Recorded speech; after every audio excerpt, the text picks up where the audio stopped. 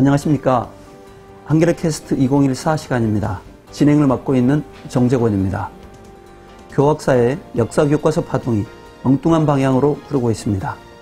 역사를 왜곡했다는 비판을 받아온 이 교과서를 일부 고등학교들이 채택하자 학생과 교사, 학부모 등이 거세게 반발했고, 그 결과로 줄줄이 채택이 철회된 사실은 시청자분들도 잘 알고 계실 겁니다. 그러자 정부와 새누리당 등이 아예 교과서의 검정체제를 과거의 국정체제와 다를 바 없는 상태로 전환시키려 하고 있습니다. 교학사 교과서와 비슷한 역사 인식 아래 만들어진 교과서를 밀어붙이겠다는 것인데, 역사 시계를 거꾸로 되돌리는 움직임이 아닐 수 없습니다.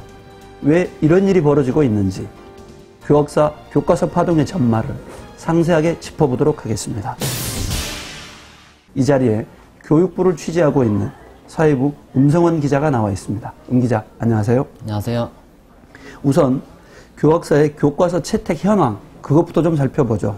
교육부가 정확한 수치를 내놓고 있습니까? 교학사 교과서가 워낙 오류가 많고 역사 왜곡도 심각하다 보니까 어떤 학교가 이 교과서를 쓰는지 모두들 관심이 많을 텐데요. 하지만 교육부는 그 정확한 수치를 공개하지 않고 있습니다. 출판사 쪽의 영업 비밀이라는 게 이유인데요.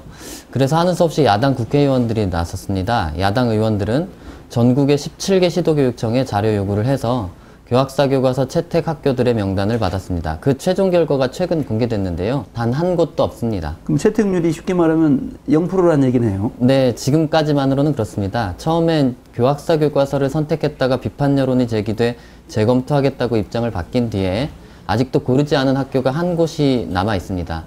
또 시간이 촉박해서 학운위를 아직 열지 못해서 결정을 못 내린 학교도 47개나 있다고 합니다. 이들이 나중에 어떤 결정을 내릴지는 모르겠습니다만 아직까지는 채택률이 0%라고도 할 수 있을 것 같습니다. 아시다시피 교학서 교과서 채택을 처리하는 경우가 많았죠? 네, 많았습니다. 일단 사례로 설명드리는 게 더 나을 것 같은데요. 수원의 동우여고의 사례가 굉장히 인상적입니다. 우선 그 학교 재학생이 학교 안에 대자보를 붙였는데요. 역사를 잊은 민족은 미래가 없다는 문구와 함께 구구절절 역사 왜곡 교과서를 어찌 쓸 수 있냐며 당황한 마음을 손글씨로 써서 학교 안에 붙였습니다. 물론 10분 만에 이 대자보가 떼어지긴 했는데요. 울림은 컸습니다. 대자보 사건 이후 그 학교 국사교사인 공기택 교사가 양심선언을 했습니다. 페이스북에 글을 올렸는데요. 한국사 교과서 선정 과정에서 수차례 외압이 있었다고 밝힌 겁니다. 이 교사는 학생들에게 부끄러운 교사가 되고 싶지 않았다면서 이런 양심선언을 했습니다. 이 학교 동문들도 대자보 시위에 나섰고요. 시민단체들도 항의 시위를 했습니다. 결국 이 학교는 교학사 채택을 철회하게 됐습니다. 그리고 다른 학교들도 이 학교랑 비슷한 사례를 거쳤습니다. 일본에서 우리가 기억하듯이 역사 왜곡 논란을 거세게 나왔던 후소사의 일본사가 떠오르는 것 같은데요. 이 책은 맨 처음에 채택률이 어땠습니까? 2001년이었던가 그런 것 같은데요. 2001년입니다. 당시 채택률은 0.039%에 불과했는데요. 그런데 한 가지 짚고 넘어가야 할 점이 있는데요. 이 후소사 교과서는 일본 입장에서 다른 나라를 침략했던 과거사를 미화하는 식의 내용을 담고 있거든요. 그런데도 0.039%에 그쳤습니다. 그런데 우리나라 교학사 교과서는 오히려 피해를 입은 나라 아닙니까? 그럼에도 불구하고 이런 친일 식민지 사관을 가지고 있는데요. 이 0.039%보다 낮은 것은 어떻게 보면 당연한 일일 수도 있을 것 같습니다. 너무 논란이 컸기 때문에 시청자분들도 잘 아시겠습니다만 교학서 교과서 과연 뭐가 문제인지 좀 짚어주셔야 될 것 같아요. 네. 근데 일단 소개시켜 드리기 전에 교학사 교과서의 변천사를 간략하게 말씀드려야 할 것 같은데요. 일단 지난해 8월 30일에 검정을 통과했고요. 그렇게 나온 게 이제 검정 통과본입니다. 그런데 이제 역사 왜곡과 오류 논란이 굉장히 크게 나타났죠. 그래서 워낙 논란이 심하다 보니까 논란을 불식시키겠다며 교육부가 나섰습니다. 그래서 수정 절차를 거쳤는데요. 지난해 10월 21일에 수정보안 권고를 내렸고요. 그래서 한 차례 고친 2차 버전이 나왔습니다. 그리고 또 문제가 돼서 지난해 11월 29일에 수정명령을 내렸습니다. 그래서 또다시 수정된 뒤에 12월 10일에 최종 승인을 받았는데요. 그게 이제 3차 버전이라고 할 수 있다면요. 근데 이게 끝이 아닙니다. 역사학계 전체를 대변한다고 할 수도 있는 역사 관련 7개 학회가 분석한 결과 최종 승인본, 방금 말씀드린 3차 버전에 대해서도 오류가 625건이나 된다고 밝혔습니다. 그러자 교육부는 또 수정을 허용해줬고요. 그래서 1월 13일에 최종 버전이 나왔습니다. 그래서 그 버전에 대해서 얘기를 해야 될 것 같은데요. 네. 맨 마지막 버전이요. 대표적인 오류는 북간도와 서간도의 위치를 표시한 지도입니다. 교학사 교과서가 간도 분쟁이란 소제목으로 19세기 중엽 조선과 청나라 사이에 벌어진 영토 분쟁을 설명하면서 첨부해둔 그림인데요.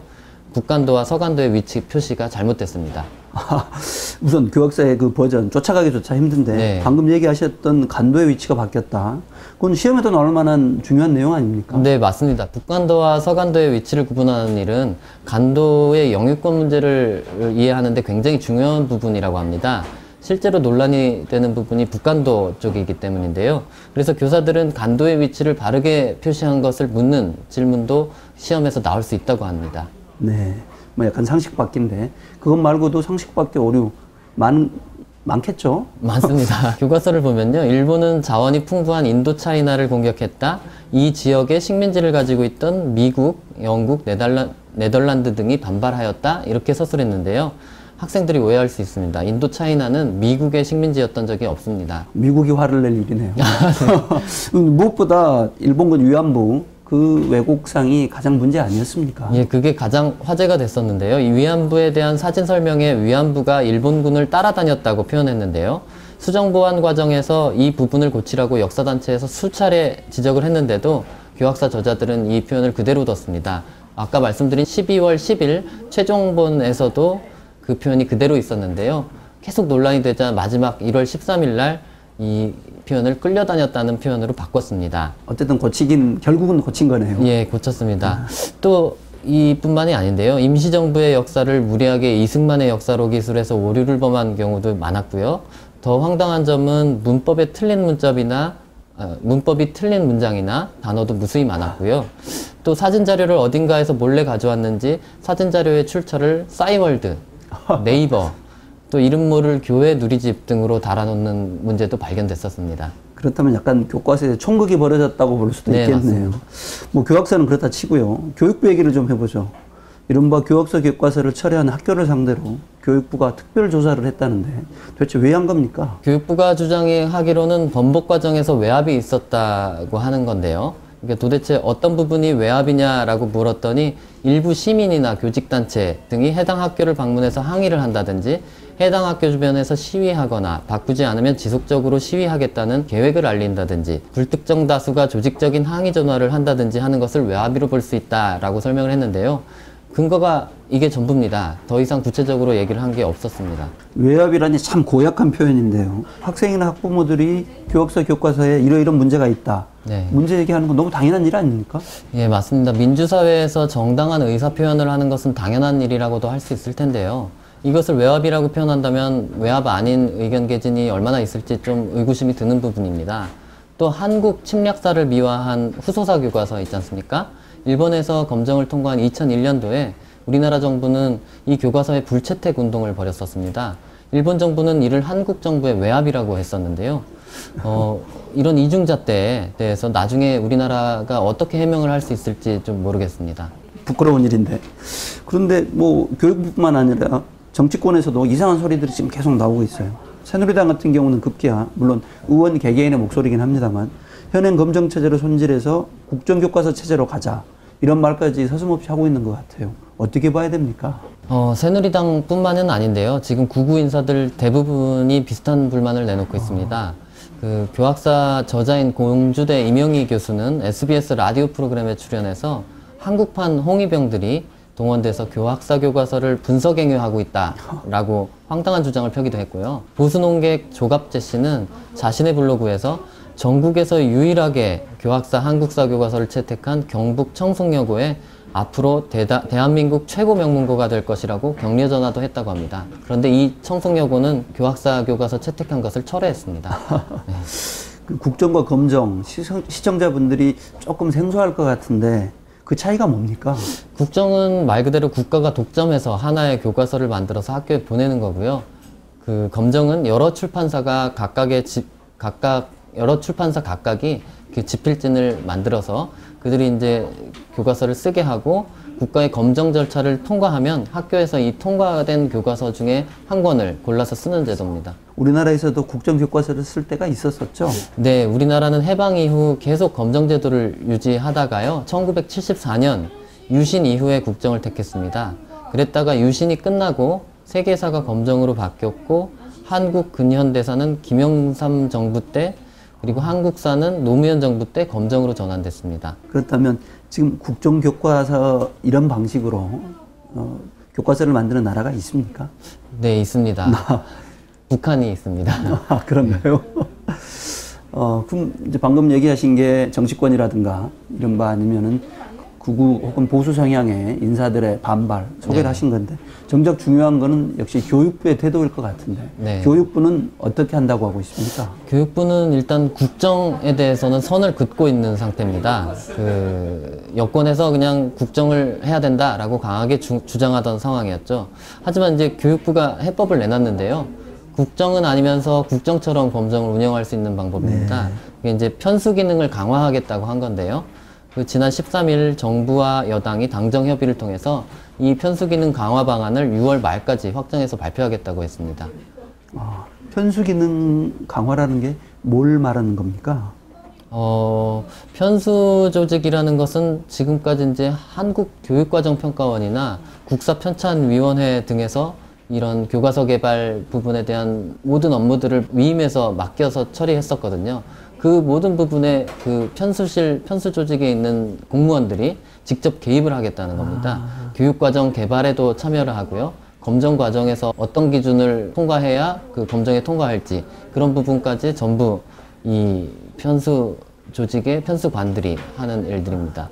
그렇다면은 체제가 국정교과서 체제는 아니지만 사실상은 국정교과서를 만드는 것과 별 차이가 없는 거 아닙니까? 네, 맞습니다. 이번 정부의 방침을 두고 무늬만 검정을 유지하고 사실상 국정으로 돌아가는 방식이라고 비판하는 이유입니다. 사실 교학서 교과서 파동, 이제 좀 뿌리를 좀 들여다봐야 될 것 같은데요. 지난 10년 동안 이른바 보수 진영, 스스로도 역사전쟁이다, 이런 것들을 이렇게 이름을 붙이면서 끊임없이 역사 문제들에 대해서 기존의 자신들의 주장들을 관철시킬 수 있는 일종의 도발을 해온 것 같은데 이게 이른바 지금 벌어지고 있는 교학사 파동의 과정이라고 봐야 되는 거죠?